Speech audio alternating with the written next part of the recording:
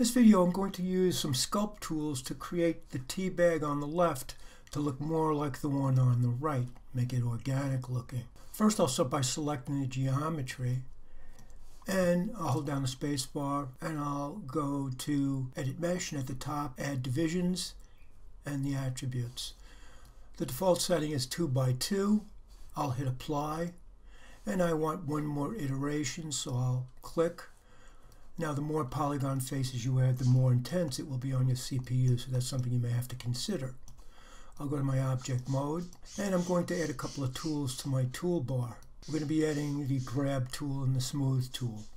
To do that, I'll hold down Command and Shift, and I'll go to Mesh Tools, Sculpt Tools, and I'll choose Grab, and then I'll click on Smooth. So the grab tool will allow us to pull out on the geometry, and the smooth will allow us to reel it in if we've gone too far. If I double click on the grab tool, the tool settings come up, and in here I can change the intensity and the size of that brush. So I'll start by maybe bringing the strength down. It's really something you'll want to play with to get the effect you want.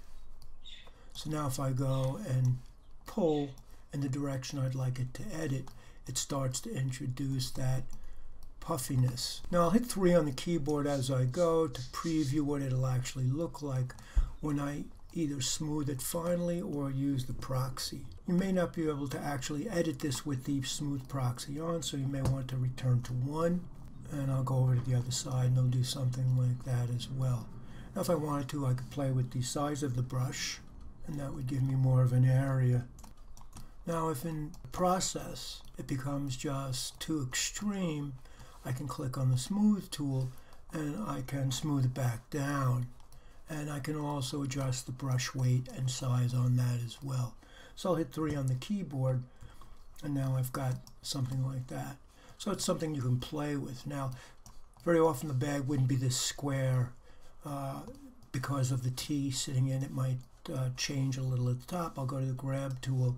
I'll go ahead and I'll probably change the size of the brush, and then maybe I'll go up and work on the corners a little bit, just so it's a little bit more organic on the sides as well. And you can see that if you play with this, you can make it look far more organic than the original shape did.